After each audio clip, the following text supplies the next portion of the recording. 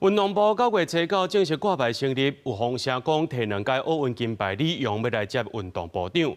中华奥会主席林鸿都是认为，若准李勇来做，因为伊是选手出身，对这训练和比赛需求会较了解，而且有摕过奥运金牌，扩展国际体育外交也是真好的。 才拄去成都世运会国参会，行政院长邓永泰都互媒体媒去修任运动部长，敢是李勇。9月9号，谢谢。邓院长指笑咧讲9月初9无正式也无好认，也毋过5、6月时，体育界传出，除了学者正以锁定选手出身、个形象真好的选手为部长人选，包括李勇、郭幸存、甲罗颜芬。随运动部9月初9就要揭牌，有媒体报道李勇会接任，也毋过李勇的经纪人表示，目前无接到任何通知，不便回应。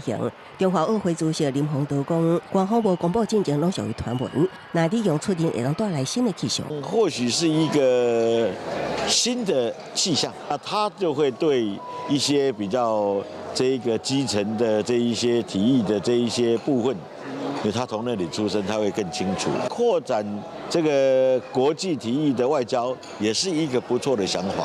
前体育署长张小喜认为。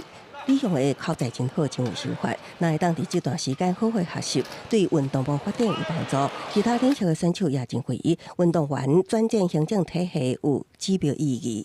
拼死拼活才好不容易也是拿到一个2面奥运金牌，这真的超级不容易。然后又是双打这样子，所以用选手的角度出发的话，肯定会不太一样。如果是运动员出身，然后他们对于全民的这个运动的风气啊，具有影响的效果。那部长呢，他可能比较着重在精神上的领导，所以我想应该长官这样的安排，应该有他独到的地方。